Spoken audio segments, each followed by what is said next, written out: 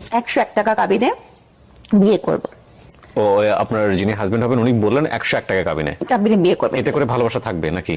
না তা জানি না, উনি বললেন যে আমি 101 টাকা কাবিনে বিয়ে করব। তখন কাদি সাহেব বললেন যে আপনি কি আমার সাথে মশকরা করছেন? আসলে আমি আমার এই কথাটা মানে কোন মিডিয়াতে এখন পর্যন্ত বলিনি, কখনোই বলিনি যে আসলে আমার খুব ছোটবেলায় বিয়ে হয়েছে। আমার পরিবার থেকে বিয়ে দেওয়া হয়েছিল। খুব ছোটবেলা বলতে ধরেন তখন আমি মেডিকেল কলেজে ফার্স্ট ইয়ার। ওকে, পারিবারিক ভাবে হয়েছিল বিয়েটা? হ্যাঁ, মানে কি বলবো, এখন ভাবি যে হয়তো ওই কারণেই আল্লাহ আমাকে শাস্তি দিয়েছে যে আমি তার সাথে সংসারটা করতে পারিনি, এই জন্য হতে পারে। দেখেন আল্লাহ কিন্তু আমাকে ইশারা দিয়েছিল, আল্লাহ কিন্তু মানুষকে ইশারা দেয়, কিন্তু আমরা এত বোকা যে আমরা আল্লাহর ইশারা ধরতে পারি না। আসসালামু আলাইকুম প্রিয় দর্শক এবং শ্রোতা, আল্লাহ সর্বাবস্থায় আমাদের সবার মঙ্গল করুন সেই দোয়া এবং শুভকামনা জানিয়ে শুরু করছি লাইফের অন্যতম একটা এপিসোড। অনেকদিন পরে লাইফের একটা এপিসোড করছি। প্রথমে আপনি নামটা আপনার মুখে একটু বলেন, আপনার পুরো নামটা।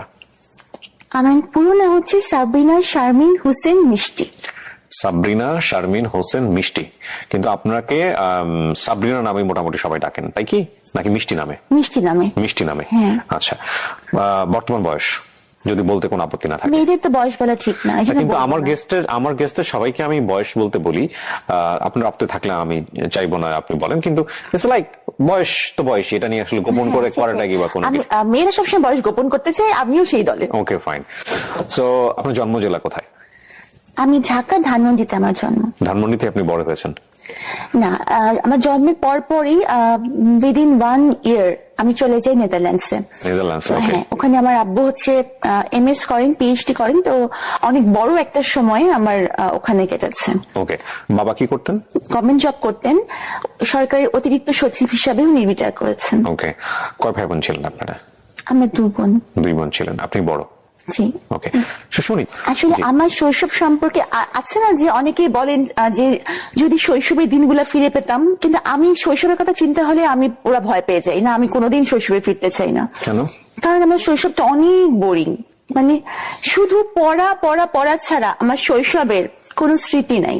মানে এমন কিছু নাই যে আমি এটা মানে মেমোরাইজ করে খুব খুশি হব বা ভাল লাগছে, এরকম না।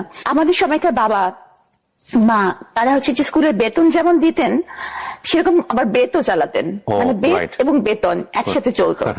তো যেমন ধরেন যদি ক্লাসে টপ করা না যায় তাহলে কিন্তু নতুন বছরের বই পাওয়া যাবে না। হ্যাঁ, কারো কাছে পুরান বই এনে সেট এনে হয়তো চলতে হবে, এরকম অবস্থা। তো খালি পড়া পড়া পড়া ছাড়া আমার শৈশবে তেমন কোনো মনে করতে পারি না যে খুব আনন্দ ঘন কিছু ঘটেছে বা কোথাও বেড়াতে যাওয়া। এমনকি কেউ কোনো ফ্রেন্ডস যদি কোনো কারণে মানে কলোনির যদি কোনো কিছুর কারণে আসতো, তাতেও আবার আব্বা তাকে ধমক দিয়ে বিদায় করে দিত। তোমার কি কোনো পড়াশোনা নাই, তুমি আমার মেয়েকে ডিস্টার্ব করতে আসছো? ওকে, সো মেয়ের কারণে হয়তো একটু বেশি কনজারভেটিভ ছিলেন বাবা? হ্যাঁ, মানে আমার বাবা খুবই কনজারভেটিভ ছিল। আমার পড়ার ব্যাপারে আমার আব্বা খুবই সিরিয়াস ছিলেন সবসময়। কারণ যেহেতু আমাদের কোনো ভাই নেই, হয়তো উনি মানে তার ছেলে নেই এই একটা অতৃপ্তি হয়তো তার বড় মেয়ের মধ্যে দিয়েই হয়তো উনি এটা করতে চাচ্ছিলেন, এই জন্য খুব বেশি পড়াশোনার উপরই ছিল। আর আমি এত পড়তাম যে আমাকে বছরে 2 সেট বই কিনতে হতো, কারণ হচ্ছে বইগুলো ঝুরঝুরা হয়ে যেত। ওকে, স্টুডেন্ট হিসেবে কেমন ছিলেন? স্টুডেন্ট হিসেবে ফাটাফাটি। কোথায় কোথায় পড়েছেন একটু ধারাবাহিকভাবে যাই আমরা। এরপর তো যে নেদারল্যান্ডস থেকে যখন ফিরলাম তখন কোন ক্লাসে ভর্তি হলেন?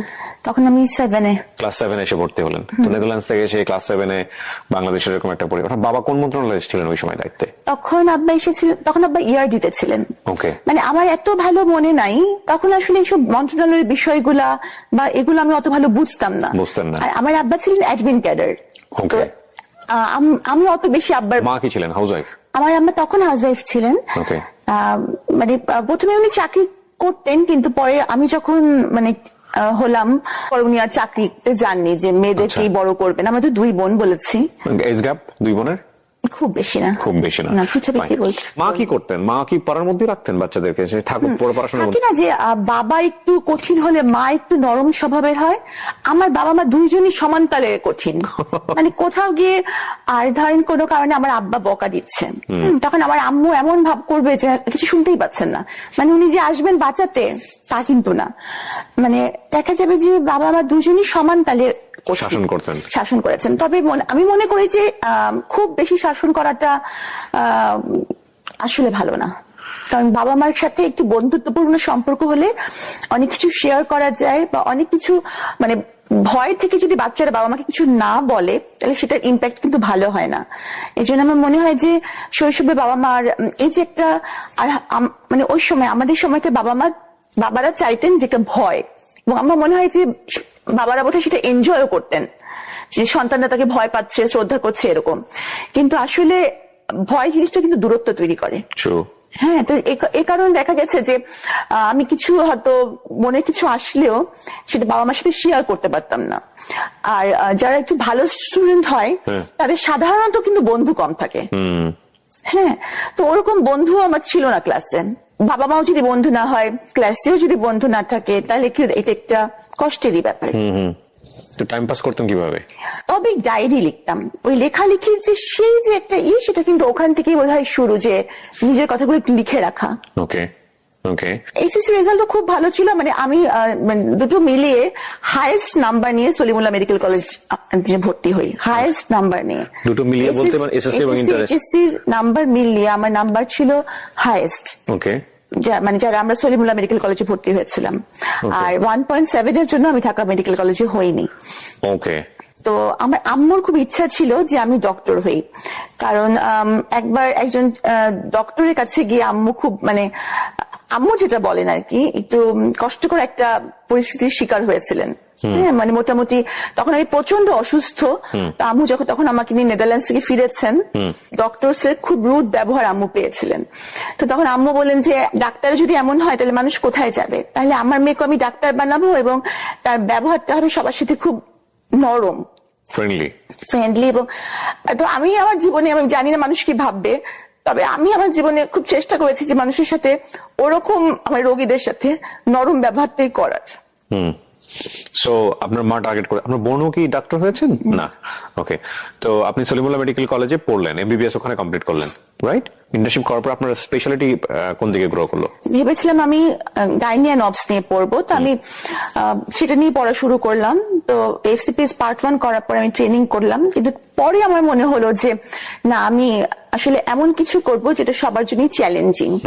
কার্ডিয়াক সার্জন, ছেলে হোক বা মেয়ে, সংখ্যায় কম এবং পড়াটা কঠিন, এবং এজন্যই আমি কার্ডিয়াক সার্জারি সুইচ করব। তখন আমি আবার এফসিপিএস পার্ট 1 করলাম কার্ডিয়াক সার্জারিতে, করে ট্রেনিং করলাম। ট্রেনিং করে আবার যখন রেসিডেন্সি প্রোগ্রাম করা হলো বঙ্গবন্ধুতে, তখন আমি রেসিডেন্সি প্রোগ্রামে ঢুকলাম। ওকে। এটা হচ্ছে মানে এমএস কোর্স, 5 বছরের, পুরোটা সময় ওখানে ইনভলভ থাকতে হবে। ওকে। এবং প্রতি 3 মাস অন্তর অন্তর বিভিন্ন ডিপার্টমেন্টে প্লেসমেন্ট হবে এবং বিভিন্ন ডিপার্টমেন্টে পরীক্ষা হবে। এভাবে করে করে আস্তে আস্তে মানে কমপ্লিট মনিটরিং সিস্টেমের মধ্যে থেকে পড়াশোনা করা। সো আপনি এই কমপ্লিট করার পরে প্র্যাকটিসে গেলেন কত সালের দিকে? প্র্যাকটিস মানে আমার তো ইন দি মিন টাইম কিন্তু সরকারি বিসিএস ক্যাডার। আমি কততম বিসিএস এ? আমরা 27তম। প্রথমেই হয়ে গেছে আপনার? আমি এক চান্সে বিসিএস পাস করেছি। ও ওয়াও। ওয়াও কেন? না, আমি তো করতে পারিনি, এই জন্য ওয়াও বলছি আর কি। আমার কাছে পরীক্ষা দিয়েছিলেন? হ্যাঁ, আমি বেশ কটা পরীক্ষা দিয়েছিলাম। একটাতে আমার ভাইভাতে গিয়ে আমার সঙ্গে খুব অনভিপ্রেত একটা ঘটনা ঘটে, যেটা আমি এই মুহূর্তে বলতে চাই না। বললে হয়তো আপনিও বলতে চান না এমন কিছু আছে? হ্যাঁ, অনেক কিছু আছে, অনেক কিছু আছে। সবাই সবকিছু জানে না এবং সবকিছু বলাও যায় না, উচিত না। হ্যাঁ, ইভেন আমার সাথে বিসিএস ভাইভাতে যে ঘটনা ঘটেছে সেটা যদি আমি বলি আপনার এই ইন্টারভিউতে, সেটা তোলপাড় হয়ে যাবে পুরো ঘটনা। এবং আমি মানুষের নাম মনে রাখতে পারি না। যে ভদ্রলোক আমার ইন্টারভিউ নিয়েছিলাম, আমি ডেফিনেটলি শিওর সে হয়তো এখনো কর্ম অবস্থার মধ্যে আছে। আমি তার নামটা পর্যন্ত মনে রেখেছি জীবনে। আমার ধারণা কোনোদিন আল্লাহ তার সামনাসামনি আমাকে করাবেন, এবং দেন আমি তাকে একটা ধন্যবাদ দিব যে আপনি আমাকে সেদিন সিলেক্ট না করে ভালো কিছুই করেছিলেন। যাই হোক, সো ওটা একটা অন্য প্রসঙ্গ। আপনি আপনি অনেক মেরিটোরিয়াস। আমরা কি ঈদে মানে লাইভে আছি? না না, কেউ দেখছে না, এটা রেকর্ড হচ্ছে জাস্ট। আপনার প্রথম পোস্টিং কোথায় ছিল? দিনাজপুরের রামডুবির হাট। গিয়েছিলেন ওখানে? হ্যাঁ, ওখানে 1.5 বছর আমি ছিলাম। 1.5 বছর। It's okay, it's okay. আপনার ওখানকার অভিজ্ঞতা কেমন ছিল? তখন অবস্থা এমন ছিল যে ওখানে থাকতে অনেক কষ্ট হয়েছে। আমি তখন ওই যে এফসিপিএস করলাম তখন ট্রেনিং পোস্টে আমার পোস্টিং হয়ে গেল ঢাকা মেডিকেল কলেজে, তখন চলে আসলাম। কিন্তু ওই সময়টুকু খুব কষ্ট হয়েছে। আরেকটা ব্যাপার কি, আমার আব্বা হচ্ছে যে এমন মানুষ যে আমার আব্বা কখনো কারো কাছে কোনো সুপারিশ তার মেয়ের জন্য কখনো করবেন না। আমার আব্বা কিন্তু যখন আমি মেডিকেলে মানে ভর্তি পরীক্ষা দিই, তখনও আমার আব্বা সরকারি চাকরিতে আছেন, উচ্চপদস্থ কর্মকর্তা। আবার এমনকি যখন বিসিএস পরীক্ষা দিই, তখনও আব্বা সরকারি চাকরিতে। কিন্তু আমি কিন্তু আব্বাকে ভুলেও বলিনি যে আমার কবে মানে ভাইভা হবে, কারণ আব্বা কিছু বলবেনও না এবং মানে কোনো লাভও নাই এবং আমি চাইও না। আচ্ছা। হ্যাঁ, মানে আমার আব্বার সাথে ওই যে বললাম একটা দূরত্ব ছিল, এই জন্য একটা ইগোর কনফ্লিক্ট কিন্তু সবসময় ছিল, Okay. যে আমার কিছু জন্য আমি আব্বার কাছ থেকে সাহায্য নিব না। ওকে। তো বা আমার আব্বার কাছে আমি কিছু চাই না, বা তার কাছে আমি ছোট হব না। আমি মানে এই জিনিসটা তখন বুঝতে পারতাম না যে বাবা আমার কাছে মানুষ আসলে ছোটই। Sabrina, if you want to cry there is no problem, you can cry. হ্যাঁ, কান্না হাইড করতে হবে না, কান্না আমাদের জীবনের একটা অংশ। কাঁদতে পারাটা একটা বিশাল গুণ, সবাই কাঁদতে পারে না। হ্যাঁ, এবং যারা কাঁদতে পারে না তারা আমি মনে করি অনেক কষ্টের মধ্যে থাকে। আল্লাহ আমাদেরকে চোখের পানি দিয়েছে আমাদের কষ্ট নিবারণ করার জন্য। So if you want to cry you can cry, no problem. আপনি এফসিপিএস করার জন্য আপনি ঢাকাতে হ্যাঁ, আসলেন। পার্টনার পরীক্ষা দিয়ে ট্রেনিং পোস্টে ঢাকা মেডিকেল কলেজে আমার পোস্টিং হলো। ওকে, সো ওখানে আসলেন এবং আসার পরে আপনি পড়াশোনা করছিলেন এবং ডেফিনেটলি তখন আপনার বিয়ে হয়নি, হয়েছে কি? আমি জানি না আপনার লাইফ সম্পর্কে, যে কোনো আমি জিজ্ঞেস করছি। আসলে আমি আমার এই কথাটা মানে কোন মিডিয়াতে এখন পর্যন্ত বলিনি, কখনোই বলিনি, যে আসলে আমার খুব ছোটবেলায় বিয়ে হয়েছে। আমার পরিবার থেকে বিয়ে দেওয়া হয়েছিল। খুব ছোটবেলা বলতে? ধরেন তখন আমি মেডিকেল কলেজে ফার্স্ট ইয়ার। ওকে, পারিবারিক ভাবে হয়েছিল বিয়েটা? হ্যাঁ, আমাদের ফ্যামিলির মেয়েরা সবাই খুব সুন্দরী এবং তারা কখনো কোনো চাকরি করে না বা চাকরি করার তাদের প্রয়োজন হয় না।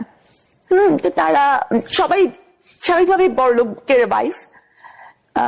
তো আমার কিন্তু পড়াশোনার প্রতি অসম্ভব ঝোঁক ছিল। তো মানে আমি ঠিক সংসার করা বা এই জিনিসটার মতো ম্যাচুরিটি বা কিছু আমার ছিল না। তো আমি দেখা যেত যে আমার বাবার পাশে থাকতাম এবং আমি খালি পড়তাম, মানে সংসার করা ওইভাবে যাওয়া হতো না, না? আমি কখনোই যেতাম না। হ্যাঁ, তো এই কারণে দেখা গেছে যে আমার ওই সংসারটা টেকেনি। এইখানে একটা লম্বা গল্প। ওই সংসারটা কত বছরের ছিল আপনার প্রথম বিয়ের সংসারটা? যেভাবে থাকুক না কেন, মানে ডিভোর্স হওয়া পর্যন্ত কত বছর? 4-5 বছর। মানে আপনি বিসিএস এ জয়েন করেছেন না তারই আগে ডিভোর্স হয়ে?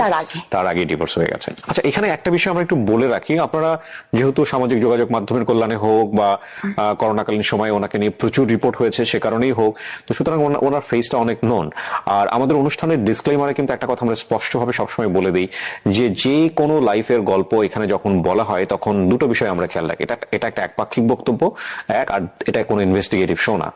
এবং আমরা সচেতনভাবে চেষ্টা করি যদি ওনার বক্তব্যের জায়গাটি থেকে এমন কোনো ব্যক্তি বা প্রতিষ্ঠানের নাম আসে যেটা ওনার বক্তব্যের প্রেক্ষাপটে হেয় বা অপমানজনক হতে পারে, তাহলে ওই ব্যক্তি এবং প্রতিষ্ঠানের নাম এবং আইডেন্টিটি সমস্ত কিছু আমরা হাইড করি। এটা হচ্ছে এক। 2 নম্বর পয়েন্টটা হচ্ছে যে ওনার যেহেতু বর্তমানে একটি মহামান্য আদালতে একটি মামলা চলমান অবস্থায় রয়েছে এবং সেহেতু এই পুরো কন্টেন্ট মানে সোশ্যাল মিডিয়াতে ওনার এই যে বক্তব্যটি যাচ্ছে লাইভ থেকে, studio of creative arts and থেকে, এই বক্তব্যের কোনো অংশই জাস্টিফাইড না, মানে আমাদের জায়গা থেকে জাস্টিফাইড না। আমরা কোনোভাবে ইনভেস্টিগেট করে এটা প্রচার করছি না, জাস্ট এটা ওনার জীবনের একটা ফিলোসফি, মতামত।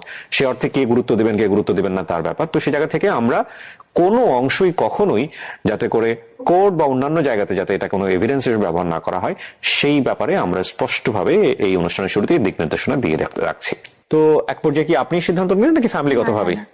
ফ্যামিলিগত ভাবেও না, আমিও না, কারণ চিন্তা ভাবনা আমার ছিল না। আমার হ্যাঁ, হাজবেন্ডই দিয়েছে এবং উনি অসম্ভব ভালো মানুষই ছিলেন। আচ্ছা, কিন্তু উনি তো বিয়ে করেছেন সংসার করার জন্য, তাই না? সুতরাং উনি তো আর এটা মানে উনি কতদিন এরকম করবেন, মানে সংসার করার মতো ম্যাচুরিটি আসলে তখন আমার ছিল না। আপনারা দুজন বসতেন, বিষয়গুলো নিয়ে আলোচনা হতো যে উনি আসলে কি চান, বা বিয়ের আগে আপনারা কোনো কথোপকথন করেছেন কিনা? একদমই কোনো কথোপকথন হয়নি? বাবার জায়গা থেকে এত বড় ভুল হতে পারে? এত শিক্ষিত একজন মানুষ। মানে উনি তো আমার বাবা তো মানে আমি বললাম মানে আমার প্রথম হাজবেন্ড যিনি ছিলেন উনি তো অনেক শিক্ষিত। কিন্তু বাবা তো নিশ্চয়ই বিয়েটা অ্যারেঞ্জ করেছেন বা মা তো ওনারা তো নিশ্চয়ই মেয়ের মেন্টালিটিটা জানতেন বা অতটা জানতেন, অতটা মানে বিশাল দূরত্ব, আসলে মানে বিশাল দূরত্ব তো বলতেই হবে, এতটা জানতেন না। কারণ আমার বাবা মা যাকে আমার জন্য ঠিক করেছিলেন বা বাবা মা করেছিলেন ওনারাই আসলে রাইট ছিলেন। ওকে, কিন্তু আপনি এই সময়টাতে মানতেন না? আমি এটা বুঝিনি, কারণ আমরা আসলে বেশিরভাগ সময় ছেলেমেয়েরা বুঝি না যে বাবা মা আমাদেরকে বুঝেই কাজটা করেন। যেমন উনি ছিলেন, উনি বিসিএস ক্যাডার ছিলেন। উনিও বিসিএস ক্যাডার ছিলেন? উনি বিসিএস ক্যাডার ছিলেন। উনিও মেডিকেলে ছিলেন? না, উনি বুয়েট থেকে পাশ করা। ওয়াও। হ্যাঁ, এবং ওনার বাবা আমার বাবার সার্ভিসের মানে কলিগ। আচ্ছা। হ্যাঁ, তো সুতরাং খারাপ কোনোভাবেই না, ফ্যামিলিগতভাবেও খুবই ভালো, খুবই ভালো, উনিও খুবই ভালো। কিন্তু কথা হচ্ছে কি দুটা মানুষ ভালো থাকলেও কিন্তু তাদের মধ্যে বিচ্ছেদ হতে পারে।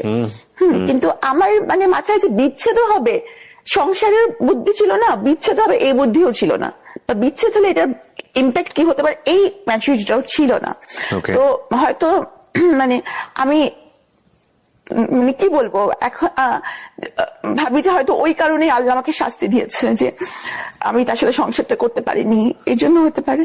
ডিভোর্সটা আপনি উনি দিয়েছেন, accept করলেন আপনি, এবং করার পরেও আপনার পড়াশোনা ভালোই চলছিল, আপনি বিশেষ করে আপনিও জয়েন হ্যাঁ, মানে করেন। আমার মাথায় খালি যে আমার ক্যারিয়ার, আসলে আমি বুঝতে পারিনি যে ক্যারিয়ারটি মানুষের জীবনের সব না। আপনার কিছু কিছু কথা আজকে এত মূল্যবান আমাদের সবার জন্য। ওকে, ডিভোর্সের পরের গল্পটা, আমরা সেকেন্ড মানুষটা যে আপনার জীবনে আসলো, সে কিভাবে আসলো আসলে? উনি ইভেন্ট ম্যানেজমেন্ট করতেন। আচ্ছা। তো ইউজুয়ালি উনি সরকারি এবং বেসরকারি বিভিন্ন ইভেন্ট গুলো অ্যারেঞ্জ করতেন। জি। তো আমাদের কার্ডিয়াক সার্জারি একটা ইন্টারন্যাশনাল কনফারেন্স হয়েছিল রেডিসনে কার্ডিয়াক সার্জনদের। তো তখন আমি স্টুডেন্ট বঙ্গবন্ধুর। তো আমি ওই কনফারেন্সে একটা পেপার প্রেজেন্ট করি। তো তখন ওনার সাথে ওই ইভেন্টটা ওনারা অর্গানাইজ করেছিলেন। তো তখন ওনার সাথে আমার ওই ইভেন্টে পরিচয় হয়। জি। হ্যাঁ। তারপর তখন আমার বাবা মা কেউই দেশে থাকতেন না, এবং আমি আপনাকে বলেছি আমি মোটামুটি একটু বন্ধুহীন, মানে খুব বেশি বন্ধু। ছোট বোনটা কোথায় তখন? আমেরিকাতে। ছোট বোন তখন আমেরিকাতে, বাবা মাও আমেরিকাতে? হ্যাঁ, আমার পরিবারে কেউ বাংলাদেশে থাকেন না। তো আপনি চলে গেলেন না কেন? মানে আমি যে খুব অড টাইপের একটা কোশ্চেন, দ্যাটস ইওর ফ্রিডম, আপনার ব্যক্তি স্বাধীনতা। তারপর আমি চলে যেতে পারতাম, আপনি যান নাই কেন? প্রথমত আমি মেডিকেল কলেজে ভর্তি হয়েছি, তো এই পড়াটা আমার কাছে ছিল যে আমি এখানে পড়ছি, আমি যাব না। এরপর পরবর্তীতে যখন আমি বিসিএস ক্যাডার হলাম, তখন তো ওখানকার সিটিজেনশিপের জন্য অ্যাপ্লাই করার কোনো প্রশ্নই ওঠে না, কারণ এখানকার সরকারি কর্মচারী তো ওখানকার সিটিজেনশিপ অ্যাপ্লাই করতে পারেন না। So আপনি চাইলে এগুলো ছেড়ে দিয়ে চলে যেতে পারতেন? হ্যাঁ, অফকোর্স চলে যেতে পারতাম, কিন্তু আপনি সেটা করেননি। না। কেন করেননি? আমি অসম্ভব, মানে আমার ক্যারিয়ারটাই আমার মাথায়, যদিও ওখানে গিয়ে আপনি ক্যারিয়ার করতে করতে পারতাম। আপনার ফ্যামিলি কি চাইতো ওই সময়টাতে? আমার ফ্যামিলি চাইতো আমি চলে যাই।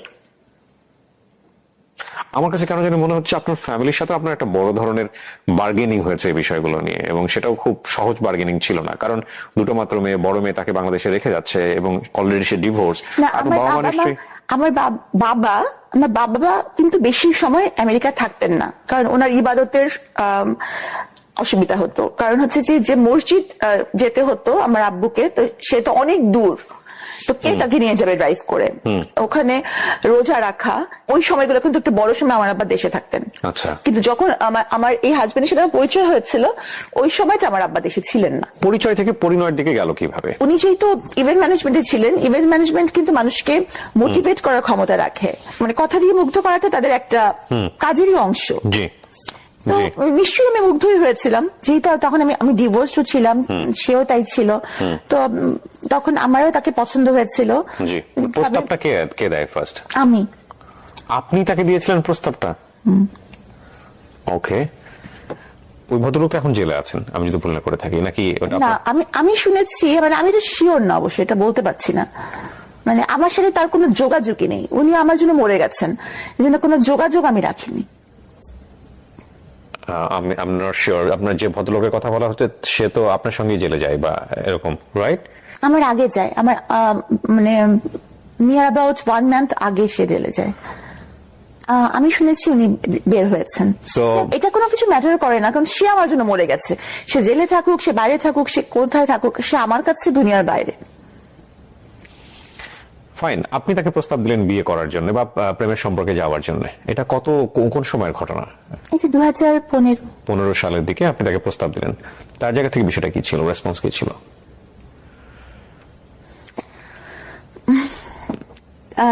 তাহলে বিয়ের ঘটনাটা বলতে? হ্যাঁ হ্যাঁ প্লিজ, আমি তো শোনার জন্য অপেক্ষা করছি, বলেন না। আমি ভাবছিলাম যে কোনো সম্পর্কই আসলে মানে আমাদের মাথায় যে আমরা একটা পুরান কালের মানুষ, বিয়েটাই আমাদের কাছে মানে জাজমেন্ট তো টাইপের, এটা তো আর তখন না আমাদের। তো বিয়ের কথাটা আমি বলেছি যে তাহলে আমরা বিয়েই করব। পরিচয় মাত্র 3 মাসের কিন্তু। হ্যাঁ, তো আর আব্বা আম্মাকে তো বলা যাবেই না, আব্বা আম্মা দেশেও নাই, আর আমার আব্বা আম্মা কখনো এই বিয়েতে জীবনেও রাজি হবে না, জীবনেও না। তো আমি বললাম, তাহলে উনিও বললেন যে হ্যাঁ ঠিক আছে।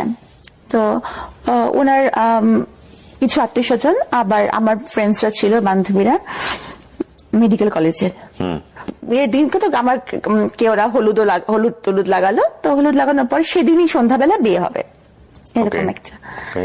মানে ওইভাবে ওনার ফ্যামিলিও ইনফর্ম ছিল না যে আপনাকে বিয়ে করতে ওনার হচ্ছে? ফ্যামিলিরও কেউ খুব একটা এখানে থাকে না। মানে ওই সময়টা থেকে আপনি ওনার সম্পর্কে খুব ভালো করে জানতেন আগাগোড়া? জানতাম হয় নাকি এত মেরিটোরিয়াস একটা মেয়ে?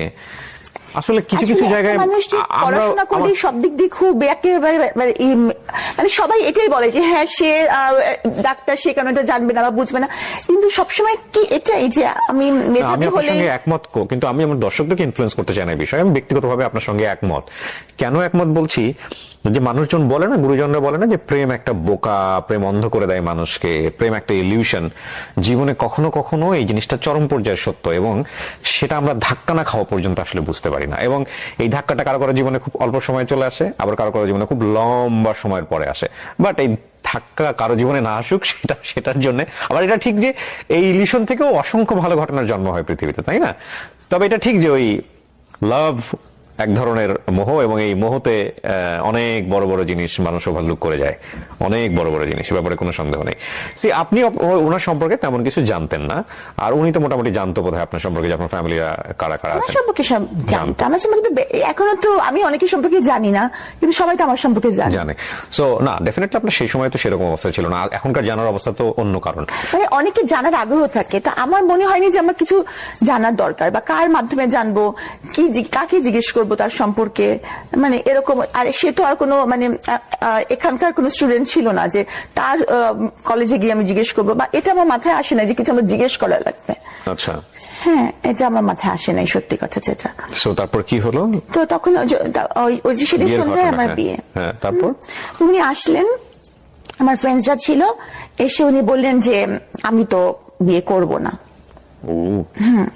তখন আমার মনে হলো যে কি মানে এটা কেমন কথা, মানে আমার ফ্রেন্ডসরা আমাকে হলুদ লাগাইছে যে আমার বিয়ে হবে, আর অলরেডি কিন্তু আমার একটা বিয়ে, আমার জীবনে এরকম একটা ঘটনা আছে। ওনার লাইফে কি এরকম কিছু ছিল আপনার মতো? হ্যাঁ, আমি পরে জানতে পেরেছি। তখন পর্যন্ত আপনি কি জানতেন এটা বলেন আমার? তখন পর্যন্ত জানতাম যে উনি বিবাহিত, আমি ডিভোর্সড। ও, তখন পর্যন্ত আপনি জানতেন যে আপনার মতো উনিও বিবাহিত, ডিভোর্স, এবং ওনার কোনো বাচ্চা কাচ্চা নাই? না, বাচ্চার কথা জানতাম, বাচ্চা আছে এটা জানতেন আপনি? জানতাম। ওকে, ফাইন। কিন্তু তখন আমার কাছে এটা মনে হলো যে এটা একটা মানে আমিও তখন এমন ছিলাম যে আমার কাছে মনে হলো যে ইগোর ব্যাপার, কি আমাকে বিয়ে করবে না, মানে আমাকে কেউ বিয়ে করবে না, এটা কেমন কথা? কিসের কমতি আছে আমার, হ্যাঁ, যে কারণে আমাকে বিয়ে করবে না? হ্যাঁ, মানে আমার এরকম মনে হলো। আসলে অনেক মানুষ, অনেক বিশেষ করে সিচুয়েশন, মানুষ অনেক বোকা হয়ে যায়। আমি তো তখন মানে করবে না, বিয়ে করবে, কি মানে হতে পারে? কারণ ওনার ব্যাখ্যা হচ্ছে যে বিয়ে করলে ভালোবাসা কমে যায়, বিয়ে করলে ভালোবাসার মরণ হয়। এই জন্য আমি যেহেতু সাবিনা বলতো না, মিস্ত্রি বলতো। মিশ্রি? হ্যাঁ, মিস্ত্রি। মিষ্টি না বলে মিশ্রি বলতো? হ্যাঁ, বলতো যে মিশ্রির মতো মিষ্টি, এ কারণে মিস্ত্রির মতন অনেক সাদা, এই জন্য। ও আচ্ছা, ঠিক আছে। হ্যাঁ। তো বলতো যে আমি মিস্ত্রিকে তো অনেক ভালোবাসি, তো এই জন্য ভালোবাসলে মানে বিয়ে করলে ভালোবাসার মরণ হয়, এই জন্য বিয়ে করবো না। তো এই ধরনের অদ্ভুত কথা শুনতে সবাই খুব আর আমি তো তখন চরম পরিমাণে কান্নাকাটি, যে আমার তো এখন মান সম্মান চলে যাচ্ছে ফ্রেন্ডসদের সামনে। মানে তখন আমার সবকিছু বাদ দিয়ে এটাই মনে হলো। গেল, যাই হোক, তারপরে তাকে কোনো অনেক ভাবে রাজি করানো হলো। আমার যে ক্যামেরাম্যান ছিল, ফটো তোলার জন্য এসেছিল, সেই ক্যামেরাম্যান ক্যামেরা ফেলে ভেউ ভেউ করে কাঁদছে। ওহো, কান্নার কথা আপনার সেই ক্যামেরাম্যান কাঁদতেছে, আমি বুঝলাম। সবাই কাঁদতেছে। ওকে, ফাইন। মানে আমার ক্যামেরাম্যান কাঁদতেছে, ছবি তুলতে পারতেছে না বোধহয়, পেমেন্ট পাবে নাই আমার এই জন্য বিয়ের। ওকে, তারপর? হ্যাঁ, তো মানে শুনতে আপনার কাছে মনে হচ্ছে খুব মজা না, কিন্তু তখন আমার কাছে মনে হচ্ছিল যে আমার মনে হচ্ছিল আমি খুবই মানে। আপনি যদি আজকের কথা চিন্তা করেন, সেই সময়টা যদি আপনি এগ্রি করে নিতেন, তাহলে কি হতো? আমি বলি ঘটনাটা, আমি তখন অপমানের শেষ আছে যে এটা কি, আমি অনেক কাঁদতেছি, সবাই কাঁদছে, আমার ফ্রেন্ডসরা তো মরা কান্না জুড়ে দিচ্ছে। হ্যাঁ, শেষ পর্যন্ত সবাই বুঝাই টুঝাই, তারও আত্মীয় স্বজন যার যে কয়জন ছিল বুঝাই রাজি করালো, ঠিক আছে, তো এখানে এরকম হলুদ হয়ে গেছে, এরপর তুমি না করছো তো ঠিক না। আচ্ছা, তখন সে রাজি হলো। পরে কাজী সাহেবকে আনা হলো। হ্যাঁ, মোটামুটি বলাই ছিল কাজী সাহেবকে, কাজী সাহেব এই অবস্থা থেকে চলে গেছিলেন, তবে ওনাকে আনা হলো। উনি তখন আমার মানে উনি বললেন যে আমি 101 টাকা কাবিনে বিয়ে করবো। ও, আপনার যিনি হাজবেন্ড হবেন উনি বললেন 101 টাকা কাবিনে বিয়ে করবে, এতে করে ভালোবাসা থাকবে নাকি? না, তা জানি না। উনি বললেন যে আমি 101 টাকা কাবিনে বিয়ে করবো। তখন কাজী সাহেব বলেন যে আপনি কি আমার সাথে মশকরা করছেন? আর মানে দেন মুহূর্তে কিন্তু মেয়ের স্টেটাস, মেয়ের শিক্ষাগত যোগ্যতা, মেয়ের ফ্যামিলি, এখন যেহেতু আমি ল পড়ি, এখন আমি জানি যে এগুলো দেখে নির্ধারণ করা হয়। হ্যাঁ, ইচ্ছে মতো কিন্তু এটা করা যায় না। দেনমোহরটা অথবা মেয়ের নিকটাত্মীয় কত কাবিন হয়েছে সেটা দেখে। তো কাজী সাহেব তো খুব রাগ, তো কাজী সাহেব চলে গেলেন। উনিও কাজী সাহেবেরও তো লস। হ্যাঁ, কাজী সাহেবের কি লস? লস আছে কেন? আমি যতদূর জানি যে দেনমোহরের উপর একটা ওই 1000 টাকা দেওয়ার কিছু একটা ব্যবস্থা। দেনমোহরটা কিন্তু মজার বিষয় না আসলে। দেনমোহরটা মেয়েদের অধিকার। হ্যাঁ, অফকোর্স এগ্রিড।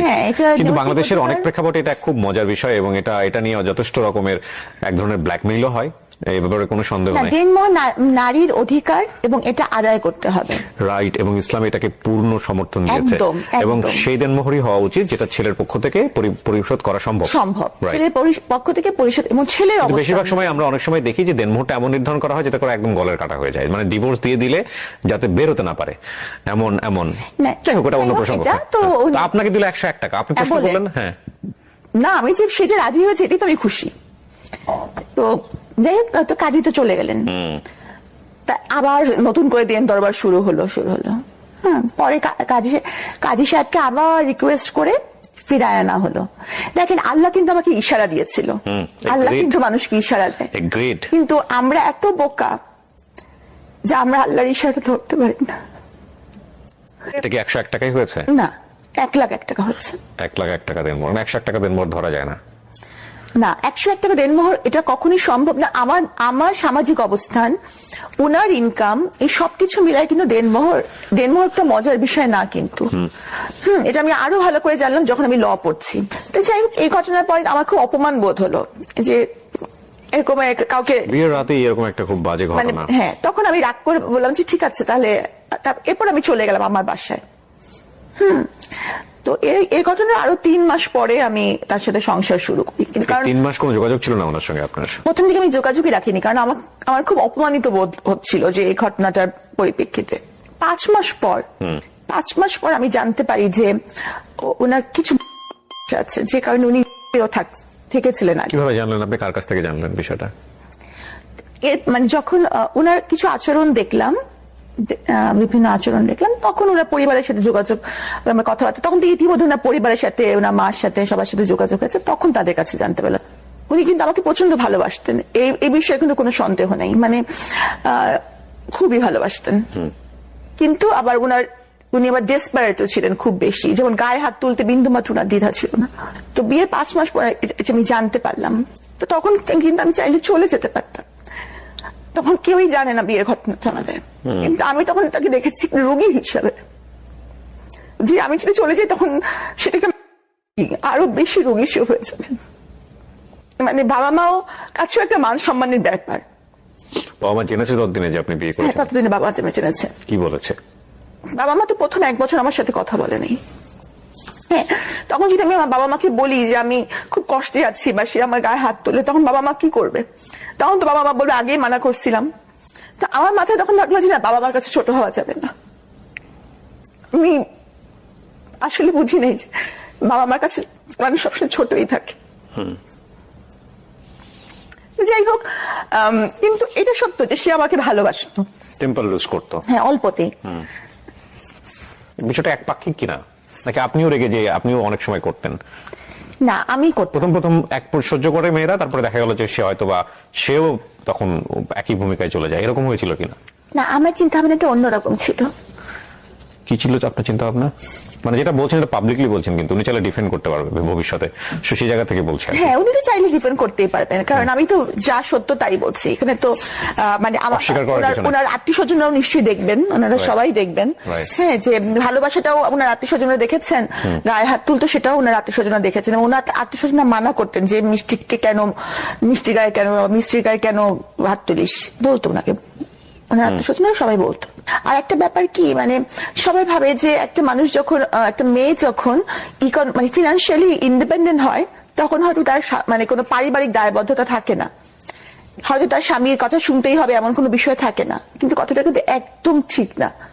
বরং যারা ফিনান্সিয়ালি ইন্ডিপেন্ডেন্ট হয়, বা যাদের একটা সার্কেল থাকে, তারা কিন্তু অনেক কিছু পরিবারের জিনিস গোপন করে, পাছে তাদের বদনাম হয়, বা পাছে লোক কিছু বলে, এজন্য। আমি তখন আমার মধ্যে একটা ছিল যে ওই সময় আমার আগের ফেসবুকে বেশিরভাগ ছবি আমি আমার হাজবেন্ডের সাথে খুব হাসি খুশি ছবি দিতাম, যে অ্যাটলিস্ট সবাই দেখুক আমি ভালো আছি। কারণ কাউকে খারাপ আমি আছি, এটা দেখায় তো কোনো লাভ নাই। আর আমি বারবারই বলতেছি যে উনি কিন্তু আমাকে ভালোবাসতেন, কিন্তু না ভালোবাসাটা ছিল একটু অন্যরকম। হ্যাঁ, যেমন গাড়ির মধ্যেও কিন্তু যখন উনি ড্রাইভ করতেন উনি কিন্তু আমার হাত ধরে বসে থাকতেন, যে কিছু হলেই যে মানে বা আমি যদি কোনো ফোন আসলে হাত সরিয়ে নিতাম, উনি বলতেন মিস্ত্রি তুমি হাত সরাই নিলা কেন, তুমি কেন হাত সরাই নিলা, মানে কেন তুমি আমার চেয়ে বেশি ফোনটাকে প্রায়োরিটি দিচ্ছ, এই মোমেন্টটাকে কেন প্রায়োরিটি দিচ্ছ না, দ্যাট এটা কিন্তু কোশ্চেনেবল, এটা আসলেই কোশ্চেনেবল। মানে ফোনটার সময় কেটেই দেওয়া উচিত ডেফিনেটলি, কারণ ইটস বিউটিফুল মোমেন্ট। যাই হোক, আমি জাজমেন্ট করছি না, মানে বিউটিফুল মোমেন্ট আমি মানে as a doctor I have to attend my phone calls, কারণ আমার রোগীরা ফোন করে, তখন তুমি ফোন না ধরে থাকতে পারবো না। আমার হসপিটাল থেকে ফোন আসে, ফোনেও না সমস্যা নাই, মানে হাতটা ছেড়ে দিয়ে ফোনটা ধরে আবার হাতটা ধরলাম না কেন। ও এটা তো উচিত ছিল আপনার হাতটা ধরা। হ্যাঁ, এই তো মানে এই ব্যাপারগুলো সে মানে নোটিস করতো মানে কতটুকু সে আমাকে ভালোবাসে। এখানে আসলে জানি না বলাটা ভাবে ঠিক হবে কিনা, মানে এক্সপেক্ট করতো অনেক কিছু, মানে ও আপনাকে অনেক লাভ করতো, এটা আপনি যেমন বুঝতে পারতেন, সেটা ইন রিটার্নও সে অনেক কিছু এক্সপেক্ট করতো, বাট আপনার লাভ এক্সপ্রেশন তো আপনার মতো, হয়তো সেও বুঝতে পারতো না এই বিষয়গুলো। যাক, আমরা আসলে জাজমেন্টে না নিই, কিন্তু আমি যেটা বলতে চাচ্ছি যে বিয়ের পরে আপনি এমন কিছু কি জানলেন যেটা আপনি বিয়ের আগে জানতেন না? এই যে আমার বিষয়টা, এছাড়া থাকা বিষয়টা তো খারাপ না, ও থেকে ভালো হয়ে আসছে না, ভালো হয়ে এসেছিল, কিন্তু মানে এরপর যে এই যে জিনিসগুলো আমার সেটা ছিল, এবং দেখা গেছে যে এই পুরো 5 বছরে কিন্তু উনি ওষুধ খেয়েছেন, আমি ওনাকে রেগুলারই মানে উনি ট্রিটমেন্টে ছিলেন। কিন্তু আপনার মেডিকেল ভাষায় এটা কি আপনি খারাপ বলবেন? না, একটুও খারাপ না, এই জন্য আমি তাকে ছেড়ে যাইনি। ওকে, এই জন্য আমি তাকে ছেড়ে যাইনি, কারণ আমি জানতাম যে আমার সাপোর্ট তার দরকার। কারণ যে কোনো কিছুতেই সে বলতো মিস্ত্রি আমার এই সমস্যা, তুমি কিছু একটা করো। তো উনি মানে যে কোনো কিছুতে মিস্ত্রি ছাড়া সে কিছু করতো না, বুঝতো না। হ্যাঁ, মানে বুঝতো না। তো তারপরে কি হলো, মানে এই ধরনের একটা ঘটনা কেন আসলো 2020 সালে বোধহয়, না? কি হয়েছিল বলেন তো? আসলে ব্যাপারটা হচ্ছে কি যে উনি কিন্তু আগেই মানে এই ইভেন্ট ম্যানেজমেন্টের কাজগুলো করতো, তো উনি এই করোনার কাজটা নিয়েছিলেন। তো করোনার কাজটা ওনার কিন্তু কোনো হসপিটাল ছিল না, অনেকেরই ভুল ধারণা একটা আছে যে ওনার বোধহয় কোনো হসপিটাল ছিল। উনি কিন্তু ইভেন্ট ম্যানেজমেন্ট করতেন, মানে বুথ বানিয়ে যে স্যাম্পল কালেকশন করতেন, এতটুকুই ওনার পারমিশন ছিল। ও বুথ বানিয়ে বিভিন্ন স্যাম্পল কালেকশন করে কার কাছে পাঠাবে তাহলে সে? এটা পাঠাবেন যে সরকারি যে এগুলো যে যারা সেখানে, তার তো কোনো টেস্টের, তার তো কোনো কিন্তু বুথ বানিয়ে যে স্যাম্পলটা কালেক্ট করবেন উনি, এটা কি অনুমতি ছিল? হ্যাঁ, এটা অনুমতি না ছিল। আচ্ছা, এটা কি সরকার থেকে অনুমতি দিয়েছিল? হ্যাঁ। আচ্ছা, তারপর তো এই যে ওনার অ্যাডমিনিস্ট্রেটিভ ব্যাপারগুলো, এগুলো কিন্তু আসলে আমি খুব একটা বুঝি না, কারণ উনি কিভাবে ওনার ম্যানেজমেন্টটা চালাবেন, উনি তো আগে থেকে ম্যানেজমেন্ট করেন, এই জিনিসগুলো কিন্তু আমার মাথায় ঢোকে না।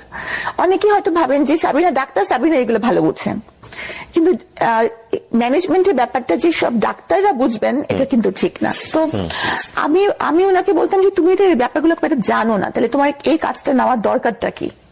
কিন্তু উনি স্বাভাবিকভাবে আমার কথা শুনতেন না, মানে কাজের ব্যাপারে উনি আমার কথা শুনতেন না। হ্যাঁ, আর ওনার একটা কমপ্লেক্স সবসময় কাজ করতো, উনি ভাবতেন যে আমি যেহেতু কার্ডিয়াক সার্জন, আমি হয়তো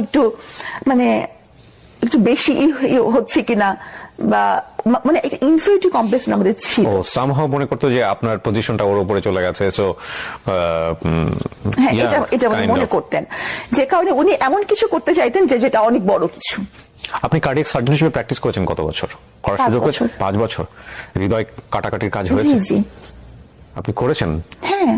কিন্তু আপনার এই এত ইমোশন, এত মানে আপনি যেভাবে কাঁদছেন, তাতে আপনার এই হৃদয় কাটাকাটি করতে খারাপ লাগে না? আমি জাস্ট অড কোশ্চেন করে ফেললাম। না, আমার তখন পুরো অন্যরকম লাগে, একদম অন্যরকম, মানে কি বলবো, মানে ওইটাই আমার সবচেয়ে বড় প্যাশন ছিল। কার্ডিয়াক সার্জারি করাটাই আমার সবচেয়ে বড় প্যাশন ছিল। ভুল মানুষ চুজ করা জীবনে যে কত বড় ক্ষতি হতে পারে, এটা আমি বলছি না যে উনি জীবনে ভুল মানুষ চুজ করেছেন, এমন হতে পারে যে ওনাকে চুজ করেছে তার জীবনেও হয়তো উনি ভুল মানুষ। হ্যাঁ, এটা হতে পারে, এটা আমি অস্বীকার করছি না, তাই না? হয়তো উনি যদি সাধারণ কোনো, যেমন ধরেন যে আমি যদি কোনো প্রোগ্রামে উনি নিয়ে যেতেন, যদি কোনো প্রোগ্রামে, তো দেখা যেত যে সবাই সাবিনার সাথে কথা বলতে চায়, হ্যাঁ, বাস আমাকে কিছু একটা প্রশংসা করে বলতে চায়, করতে চায়, তো তখন দেখা যেত যে ওনারা ওনাকে ছোট করে কথা বলে। হ্যাঁ, মানে আমার সামনে ওনাকে ছোট করে কথা বলছে, এর জেদটা আমার উপর আসতো ঘুরে ফিরে, বাসায় এসে আমাকে কথা শুনতে হতো, বকা শুনতে হতো, বা এরকম। তো হতে পারে আমি হয়তো এই জন্যই ওনার জীবনে ভুল। উনি যদি একটা সাধারণ মেয়ে বিয়ে করতেন তাহলে ওনারও হয়তো এরকম করতো না। সো কি হলো সাবরিনা, এরপরে ওই স্যাম্পলগুলো উনি কালেক্ট করতেন, তারপর? তো ওই ম্যানেজমেন্টটা কিন্তু উনিই করতেন ওনার লোকজন নিয়ে। হ্যাঁ, এবং আমার কিছুটা মানে কিছু কিছু ইস্যুস নিয়ে আমার কাছে ওনার ঝামেলা হচ্ছিল।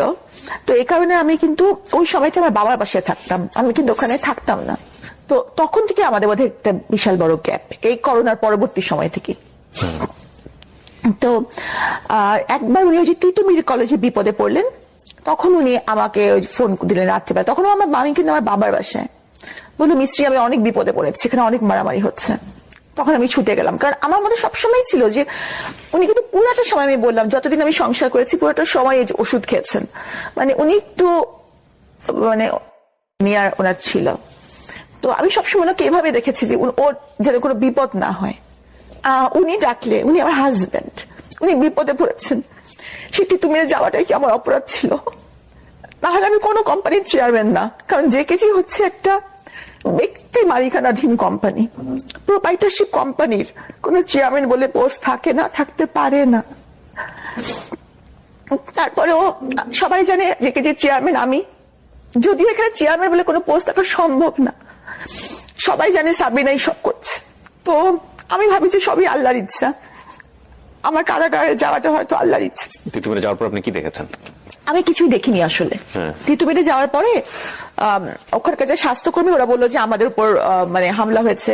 আর স্বাভাবিকভাবে কি, আমি যেহেতু মেডিকেল রিলেটেড, আমার কাছে মনে হবে যে স্বাস্থ্যকর্মীরা সঠিক বলছে, থাকে না মানুষ জাজমেন্টাল হয়ে যায়। তা আমার কাছে, আমি সত্য মিথ্যা যাচাই না করি, আমার মনে হলো যে ওরাই বুঝি সত্য বলছে। এখানে যে সত্যের বাইরে অন্য কিছু থাকতে পারে এটা আমার মাথায় আসেনি। এটাই তখনই হয়তো মিডিয়া আমাকে দেখেছে যে আমি ওখানকার কিছু, জেকেজির কিছু। কিন্তু আসলে আমি কিন্তু তখন আমার বাবার বাসায় ছিলাম। আর আমি বলবো না যে আমার জেকেজি কিছু করেছে বা রিপোর্ট, এগুলো কিন্তু আমার জানা নাই, কারণ এই ম্যানেজমেন্টটা টোটালি ওনারা দেখতেন, এখানে আমার দেখার কোনো সুযোগ নাই। হ্যাঁ, জেকেজি হচ্ছে কি Jobeda Khatun general health care, সেটাও কিন্তু আমার হাজবেন্ডের দাদির নামেই, মানে পুরোটা জিনিসই ওনাদের। সেখানে আমি শুধুমাত্র ওনার ওয়াইফ হিসাবে 3টা বছর। আপনাকে অ্যারেস্ট করা হলো তাহলে কোন ইস্যুতে? মিডিয়া ওখানে ওই সময়টাতে কি নিউজ করে ফেললো? আর ওই সময়টাতে উনি আসলে আপনারাই ভালো জানেন, যেহেতু চলমান মামলা, এই বিষয়ে আমি কিচ্ছু বলতে চাই না। আমি শুধু এটাই বলবো, আমি আমার পক্ষ থেকে এটাই বক্তব্য যে আপনার সঙ্গে আপনার হাজবেন্ডকে একসাথে অ্যারেস্ট করা হয়েছে? না না, উনি আমার 1 মাস আগে অ্যারেস্ট হয়েছেন, অলমোস্ট 1 মাস আগে। আচ্ছা, তো অ্যারেস্ট হয়ে গেলেন এবং সেটা হচ্ছে ওই ফ্রড কেসের জন্য, আলটিমেটলি করোনা টেস্টের যে ফ্রড কেসটা, তাই কি? জি। ওকে, 1 মাস পরে আপনি, এটা কি আপনার হুট করে অ্যারেস্ট হয়ে গেল, নাকি আগে থেকে আপনি বুঝতে পারছিলেন যে আপনাকে অ্যারেস্ট করা হতে পারে? আমি বুঝতে পারিনি। কেন?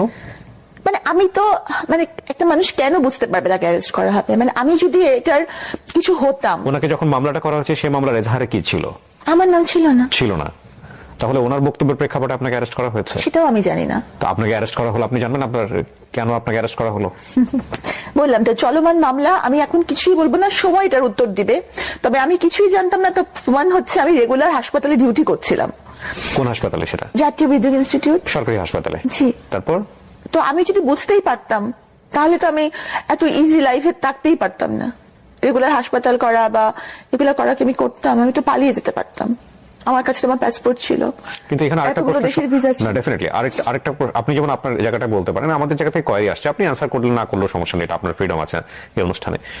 সরকার যখন এরকম একজন গভর্নমেন্ট এমপ্লয়িকে অ্যারেস্ট করছে এবং একই সাথে সে একজন বিসিএস ক্যাডার, তখন সরকারের জায়গা থেকেও তো এটার একটা চরম পর্যায়ে যাচাই বাছাই করেই তারপর অ্যারেস্ট করা হয়েছে। সুতরাং এই বিষয়টা তো আমরা চাইলেও মানে শুধু ইমোশনের জায়গাটা থেকে বিচার করতে পারি না। ডেফিনেটলি দেয়ার কোনো না কোনো রিজন ছিল। আপনি তো বোধহয় এখন সাসপেন্ড অবস্থায় আছেন, তাই কি? আমি সাময়িক বরখাস্ত অবস্থায় আছেন। সো আপনি বলতে চাচ্ছেন যে আপনার হাজবেন্ডেরই কর্মের জন্য বেসিক্যালি আপনাকে এই জায়গাটায় আসতে হয়েছে? আমি বলতে চাচ্ছি না যে উনি এই কাজটা করেছেন। আপনি সেটাও বলছেন না? আমি সেটাও বলছি না, কারণ আমি এটা জানি না। আচ্ছা, কি হয়েছে আপনি জানেনই না? আমি জানি না আসলে। তাহলে আপনি বলতে চাচ্ছেন যে মিডিয়াতে যে সব ঘটনা ঘটেছে বা যেগুলো নিয়ে আসা হয়েছে সেগুলো কি মিথ্যা? আমি তো এটাই বলবো যে যেহেতু মামলাটি চলমান, এই জন্য আমি এই প্রসঙ্গে কিছু বলবো না। আর আমি যদি এখানে আপনার শোতে বসে কাঁদতে কাঁদতে মরেও যাই আমি নির্দোষ এটা বলে, যারা ভাববে যে সাবিনা দোষী তারা ভাববেই সাবিনা দোষী, যেমন ধরেন আমি কিন্তু এখন সাজা খেতে বের হয়েছি 3টা বছর। 3টা বছর কিন্তু কম কথা না। হ্যাঁ, একটা মানুষের জন্য 3টা দিনও জেলে থাকা কষ্টকর। এখনো কিন্তু আমি সাজা খাটার পরেও সাবিনার দিকে অভিযোগের আঙ্গুল রয়ে গেছে। না, নট লাইক দিস। আপনি 3 বছর খেটেছেন, আপনি সারাটা জীবন বাংলাদেশের সামাজিক প্রেক্ষাপটে কোনোদিন কি আপনি এই মানুষের যে কুদৃষ্টি সেখান থেকে বেরোতে পারবেন? কখনোই পারবেন না। আপনি যদি নির্দোষ হন, আপনি কোনোদিন এটা থেকে বেরোতে পারবেন না। এটা অপূরণীয় ক্ষতি। আমি বলছি না আপনি দোষী না নির্দোষ, এটা আমাদের সামাজিক জায়গা থেকে এটা একটা বড় ধরনের বিষয়। পুলিশ ধরা মানেই মনে করে নেয় মানুষ, এটা তো আপনি জেল খেটেছেন, পুলিশ ধরা মানেই মানুষ মনে করে নেয় যে সে খারাপ লোক। সো ওই জায়গাটা না আমরা পরে যাচ্ছি, কিন্তু আপনাকে তলব করা হয়েছিল, সো আপনি অ্যাটেন্ড করেছেন, তারপর আপনাকে বলা হয়েছে জেলে চলে যাওয়ার জন্য। এর আগ পর্যন্ত, এই ঘটনার আগ পর্যন্ত আপনার নামে কোনো ধরনের কোনো ক্রিমিনাল কেস বা কোথাও কোনো কিছু কি আছে সরকারের খাতায়? কোথাও কিছু নাই। হলো তো আপনার বিশেষ জবই হওয়ার কথা না, নাই, এটাই ফার্স্ট। আপনি জেল জীবন নিয়ে একটা বই লিখেছেন, সেটা নিয়ে এবারে বইমেলায় তুমুল আলোচনা হচ্ছে, অনেকেই কিনেছেন, অনেকে রিভিউ করছেন। বন্দিনীটা কিন্তু আমার লেখার উদ্দেশ্য কিন্তু আমার জেল জীবন না, অন্তত এই খণ্ডটা, এটা প্রথম খণ্ড, আমি বন্দিনীর দ্বিতীয় খণ্ডের কাজে হাত দিয়েছি। হ্যাঁ, এটা অন্তত অ্যাটলিস্ট আমার ঘটনা না, এটা হচ্ছে। কি সুন্দর কথা লিখেছেন উনি বইয়ে। আহা, আমি তো দেখি না এই জিনিসটা। আপনি আমাকে বইটা দিয়েছেন, কি সুন্দর একটা অটোগ্রাফ দিয়েছেন। আল্লাহ আপনার দোয়া কবুল করুক। দেখেন সাবরিনা লিখেছেন কি সুন্দর করে, আপনারা পড়ে নিয়েন। হ্যাঁ, খুব সুন্দর করে। আমি একটু পড়ে শোনা, জানো উল্টো ভাবে দেখা যাবে কিনা ক্যামেরায়। প্রচন্ড খ্যাতিমান এই মানুষটিকে আল্লাহ আরো খ্যাতি শিখরে নিয়ে যাক। আলহামদুলিল্লাহ, আল্লাহ আপনার দোয়া কবুল করুক। জি, আপনি যেটা বলছিলেন যে জেলে যাওয়ার গল্পটা। হ্যাঁ, তো এগুলো হচ্ছে এক একটা মেয়ের জীবন কাহিনী, বা একটা মানুষ কখন দেখা যাচ্ছে যে বিভিন্ন রিলেশনে ইনভলভ হয়ে, মানে এইসব। আমি একটা অনুষ্ঠান করতাম, যাহা বলিব সত্য বলিব, হ্যাঁ, এবিসি রেডিওতে। এরপরে আমি সিক্রেট নামে করেছি ঢাকা এফএম এ, একই কন্টেন্ট কিন্তু ডিফারেন্ট নামে। সেখানে আমি এরকম অসংখ্য কেস পেয়েছি, অসংখ্য কেস আমি এখানে এভাবে রিভিলও করেছি রেডিওতে, যেটা হচ্ছে যে একজন মানুষ কিভাবে অপরাধী হয়, কি অপরাধ করে এবং এটার পরিণতি কি হয়। তো আপনি যেটা বলছেন সেটা তো ডেফিনেটলি আপনি একবারে গ্যাং যেটা বলে জেলখানায় গিয়ে বসে আপনি জিনিসটা ফেস করতে পেরেছেন। এবং আমি এই প্রেক্ষাপটগুলোর কারণে অ্যাটলিস্ট মানুষ বুঝবে যে এটা করলে অপরাধ হয়, এটা করলে জেলে যেতে হয়। বইটা পড়েন আপনারা, হ্যাঁ, বইটা পড়লে হয়তো আপনাদের একটা নলেজ তৈরি হবে। কিন্তু আপনার অভিজ্ঞতা কি ছিল? যে এই জীবনটা সম্পর্কে তো আপনি জানতেনই না। আপনি একটা সোভার ফ্যামিলি থেকে এসেছেন, আপনি একটা চমৎকার পরিবেশ, নিজের মনস্তাত্ত্বিক জায়গা থেকে এগুলো মেনে নেওয়া তো ভয়ঙ্কর রকমের একটা যুদ্ধ, এক। আর 2 নম্বর হচ্ছে আপনি ওখানে যাওয়ার পরে আপনি কি পেলেন, কেমন অ্যাকোমোডেশন পেলেন, মানে কি হলো, এগুলো একটু আমাদেরকে বলেন। আমি যখন প্রথমে ওখানে গেলাম, আমি তো যেহেতু বিসিএস ক্যাডার ছিলাম, সেগুলো কারাবিধান অনুযায়ী আমি ডিভিশনে ছিলাম। ডিভিশন মানে হচ্ছে একটা, এটা হচ্ছে ব্রিটিশ আমল থেকে নির্ধারণ করা একটা আলাদা রুম থাকবে আপনার জন্য, এটা আলাদা রুম থাকবে, সাথে বারান্দা থাকবে, আর হচ্ছে যে একটা সেবক থাকবে। আর খাবার দাবার ব্যাপারটা হচ্ছে যে নর্মাল একজন মানে বন্দি যে পরিমাণ খাবারটা পাবে, সেম মেনুটাই, সেম মেনু, কিন্তু গ্রামস এর কিছু ডিফারেন্স থাকবে। ডিভিশন প্রাপ্ত আসামি পাবে। কিসের? ধরেন আজকে আপনার বরাদ্দ হচ্ছে যে মিষ্টি কুমড়া, হ্যাঁ, একজন নর্মাল বন্দি, আমি সেই মিষ্টি কুমড়াই বরাদ্দ পাবো, কিন্তু আমারটা আমার কুক রান্না করবে। ওকে, হ্যাঁ, কিন্তু মেনু কিন্তু সেম। গল্প সল্প করার জন্য কোনো মানুষ দেওয়া হবে? উনি গল্প করবে। উনি কি থাকে আপনার সঙ্গে নাকি চলে যেত? না, থাকতো, ওই রুমেই থাকতো, এক রুমে থাকে। উনিও কি জেল জীবন কাটাচ্ছে নাকি? হ্যাঁ, উনি আরেকজন বন্দি। ও, জেলের মধ্যে শুধু থাকা না, সার্ভিসও দিতে হয় ওখানে। সশ্রম কারাদণ্ড। ওকে, আমিও তো সার্ভিস দিয়েছি, আমি বাগানের মালিক ছিলাম না, রুমের পাহারাও তো ছিলাম। আচ্ছা, সশ্রম কারাদণ্ড হয়েছিল আমার। যাদের সশ্রম কারাদণ্ড হয় প্রত্যেকের কাজ করতে হবে, এটা বাধ্যতামূলক। বিভিন্ন রকমের কাজ করতে হয়, এক একজনকে এক একটা, এটা কারা কর্তৃপক্ষ নির্ধারণ করে কাকে কোন কাজটা দিবেন। আচ্ছা, এটা নিজের ইচ্ছা মতো বেছে নেওয়ার সুযোগ নেই। ডেইলি লাইফটা কি ছিল? প্রথম তো খালি বলতাম যে আল্লাহ, আমি মরে গেলাম না কেন, মানে এতটা অপমান আমি নিতে পারছিলাম না। আর একটা মেয়ে যখন কোনো মামলায় সম্পৃক্ত হয়, তো সেই মেয়েটার ব্যক্তিগত জীবন, তার চরিত্র, তার বয়ফ্রেন্ডের সংখ্যা, তার চলাফেরা, তার লিপস্টিকের কালার এমন ভাবে আলোচিত হয় যে সেটা এতটাই ভয়ঙ্কর যে তার জীবন তো জীবন, তার বাবা মার জীবন ধারণ করাটাও কঠিন হয়েছে।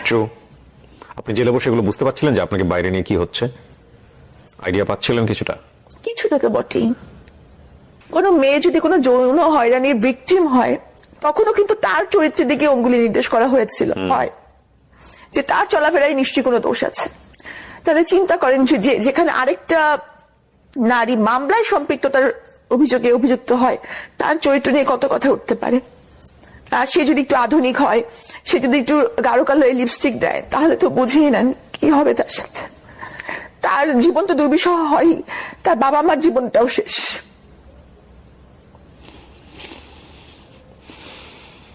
সবারই বলার অধিকার আছে। আমি জানি এই অনুষ্ঠানটা না দেখে অনেকেই হয়তো বা শুধু ওনাকে দেখিয়ে সেই নিচে মন্তব্য করছেন, অনেক বাজে বাজে কমেন্টস করছেন। অনেকে হয়তো এই ধরনের মন্তব্য করছেন যে কেন আমি ওনাকে নিয়ে এখানে বসলাম, কেন আমি ওনার সঙ্গে সামনে বসে কথা বলছি। আমি একটা কথা বলি, আমি ওনার সম্পর্কে তেমন কিছু জানতাম না। উনি বইমেলায় বইটা নিয়ে প্রতিদিনই কোনো না কোনো ভাবে বিভিন্ন কন্টেন্ট ক্রিয়েটরদের যারা আছেন তাদের কাছে বাইট দিচ্ছেন, সেগুলো আসছে, স্ক্রল করে দেখছি।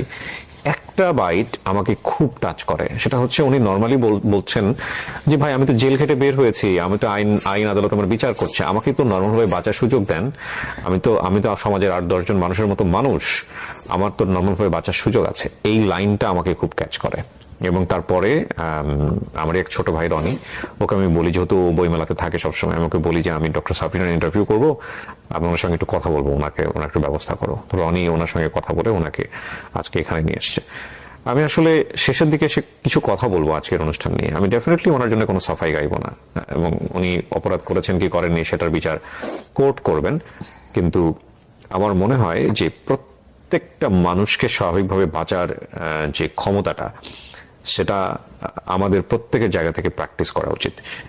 একটা হচ্ছে যে আমি নিজে স্বাভাবিকভাবে বাঁচতে চাই, আর আরেকজন মানুষ তাকেও স্বাভাবিকভাবে বাঁচার যে ব্যাপারটা, সেখানে আমার কোনো দৃষ্টিভঙ্গি, আমার কোনো কথা, আমার কোনো কটু কথা যেন কোনোভাবেই আঘাতপ্রাপ্ত না করে।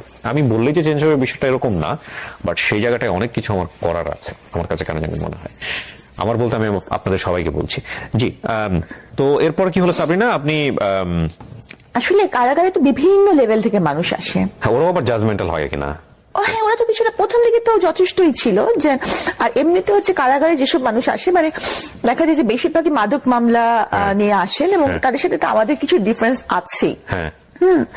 তো তারা তো কটাক্ষ করতো, উপহাস করতো। আপনার লেভেলের ওখানে কেউ কাউকে পান নাই? যে আছে আছে আছে, কেউ কেউ অপরাধ করে এসেছে, স্বীকার করেছে যেটা করেছি। যেমন যে তার মানে যে নিজের চোখে প্রত্যক্ষ করেছে যে তার ছেলের সাথে এরকম ঘটছে, তারপর কি সে মেরে ফেলেছে, সে নিজে স্বীকার করেছে এটা।